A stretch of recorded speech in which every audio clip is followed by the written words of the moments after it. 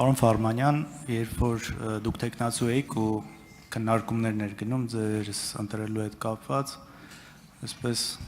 փորձ արվեց քաղաքացիական պայմանագրի պատգամավորների կողմից, գրեթե 91 թվից սկսած պետք ամբողջ համակարգի այս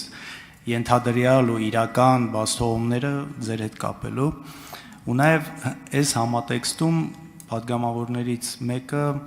եթե չեմ սխալվում, ասեց, որ ձեր դեմ ինչ-որ հաղորդում պետք է ներկայացվի կամ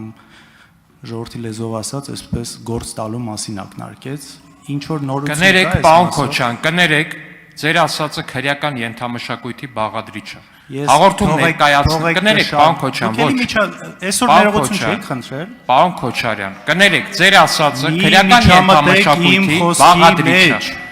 Ես եմ ընտրում իմ խոսքը ու եթե դուք Ինչի համար։ Հաղորդում։ Ուրեմն լսեք միջև վերջ, կասեմ ինչ նկատի ունեմ։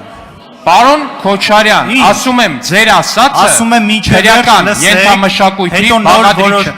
Ասում եմ հիմա դուք ինձ լսեք, պարոն Քոչարյան։ Ձեր ասածը քրեական ենթամշակույթի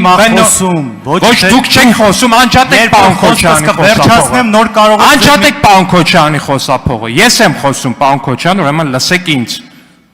Ասում եմ ձեր ասածը քրեական ենթամշակույթին բնորոշ խոսույթ է։ Հայաստանի Հանրապետությունում չկա նման բան ու չկա մի պատգամավոր, որ կարա այս դահլիճում ոստիկանությանը հաղորդում ներկայացնելը անվանի գործ տալ։ Եթե կա նման պատգամավոր, նրա խոսափողը կանջատվի։ Հաջորդ հարցը Մեսրոպ Մանուկյան։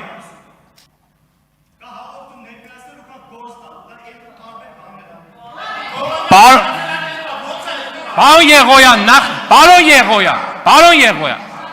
նստեք, ձեզ հայտարարվում է նախազգուշացում, նստեք ու մի միջամտեք։ Պարոն Եղոյան,